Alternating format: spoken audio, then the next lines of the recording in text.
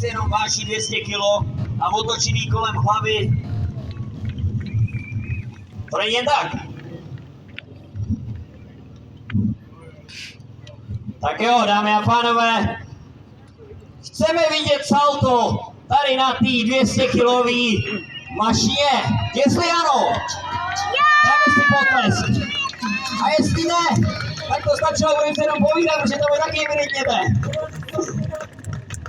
Tak jo, to si myslím.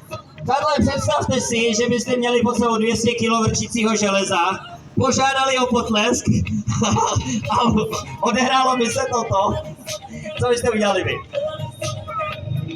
Jo. Udělali byste tohle! Výbornická je vtipnou ukáži, co? OK. Chcete vidět backflipa na karce? Jo? A vy chcete vidět backflipa na karce?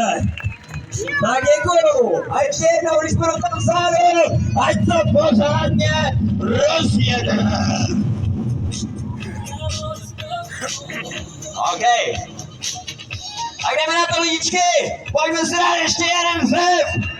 No, teď slyším vás, nebo to mám se obět? OK.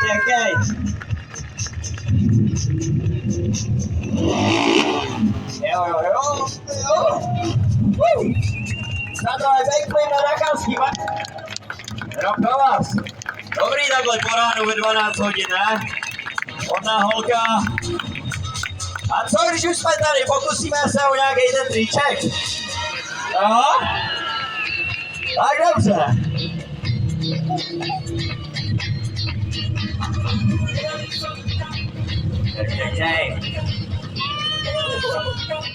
Jdeme na to, díky, pohoda.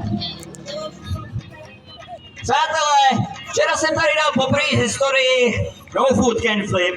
Končili jsme exibice, tu třetí, takovým malým jako indie flipem, jo. A já nemám rád věci dělat malý, takže bych rád teďka prvním trikem dne dělal pořádnýho indiána.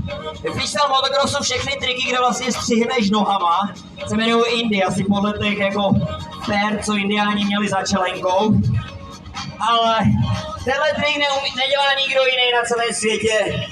Ani se o to nepokusil na téhle velký motorce. A já vám ho teďka tady ukážu, A proto pojďme si společně ještě zatleskat, ukažte mi nějakou lásku, já vám mám pak tu moji. Ukažte mi vaše ruce. Yes. Máte štěstí, že Trigmoru nevidím, ale věřím, že tam nějaký jsou nahoře. Tak jdeme na to, přátelé. Indie flip na Dakarce. Ještě si utáhnu tlumič řízení. OK, a jdeme na to.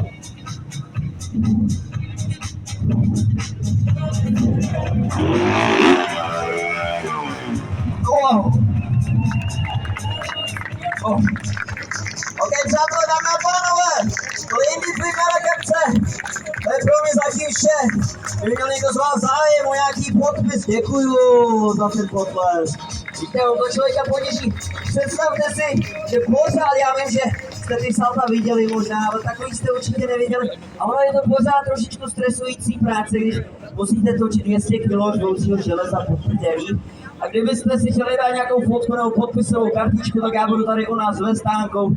Když nějakýkoliv podpoříte nějakým merčem, anebo ochutnáte naši káju a